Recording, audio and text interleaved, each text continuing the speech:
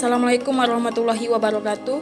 Saya Anissa Putri Ramadanti dari Prodi Pendidikan Sejarah Universitas PGRI Palembang. Di sini saya akan membahas tentang lahirnya kelompok elit baru. Pengertian elit.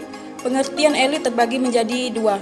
Yang pertama, elit tradisional adalah sebutan untuk para bangsawan dan orang-orang yang berkuasa yang berjuang demi kemerdekaannya, tetapi sifat perjuangannya masih kedaerahan.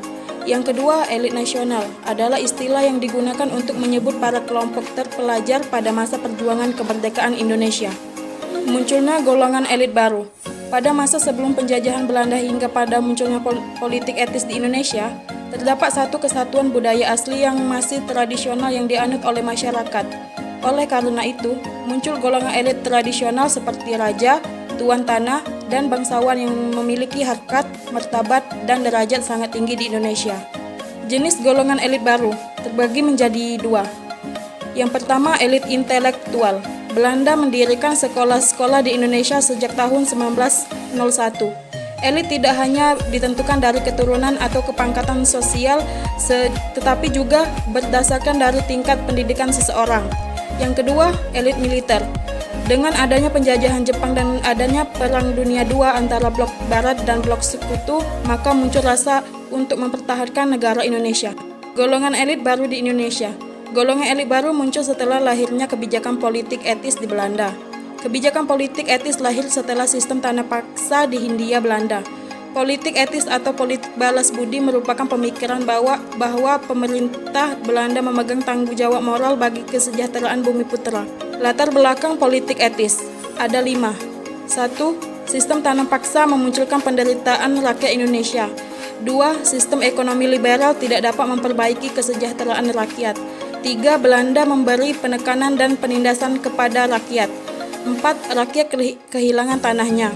5. Terdapat kritik dari kaum intelektual Belanda sendiri. Kebijakan politik etis ada 3. Yang pertama, irigasi diperlukan untuk memperbaiki taraf kehidupan masyarakat pribumi dalam bidang pangan.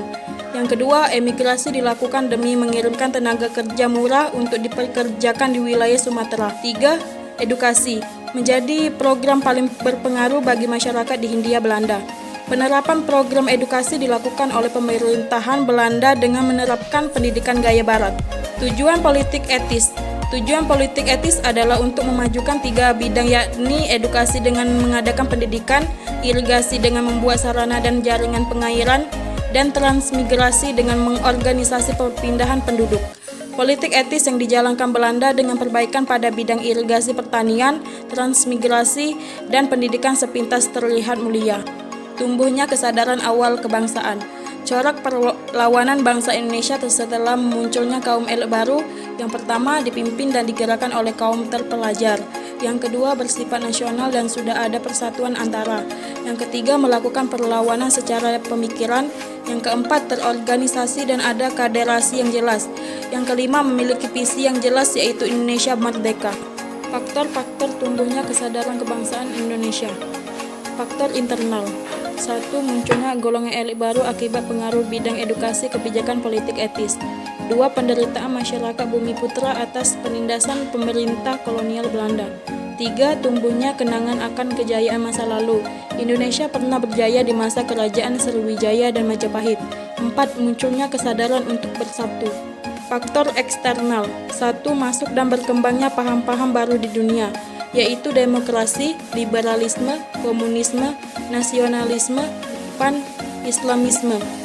Kedua, kemenangan Jepang atas Rusia tahun 1905. 3. Lahirnya pergerakan nasional di wilayah Asia dan Afrika, yaitu Tiongkok, India, Filipina, Turki, dan Mesir. Pada perkembangan golongan elit baru, yaitu golongan terpelajar ini mulai berkecimpung di seluruh bidang, seperti politik, sosial, budaya, dan pendidikan. Tujuan golongan elit baru yaitu memperoleh hak-hak layak hidup sebagai manusia yang bebas. Mereka bertujuan agar seluruh anak Indonesia dapat bersekolah. Kesimpulan, pada dasarnya, golongan elit baru merupakan golongan pribumi Indonesia yang sanggup menerima perubahan kebudayaan serta pemikiran yang berasal dari Barat. Bahwa kesadaran kebangsaan di Indonesia tidak terlepas daripada peran kaum bumi putra yang diakibatkan daripada kebijakan politik etis yang memberikan keuntungan kepada rakyat. Hal ini dapat dilihat dari munculnya organisasi yang berorientasi kepada rakyat dan menjadi wadah dari perjuangan di Indonesia.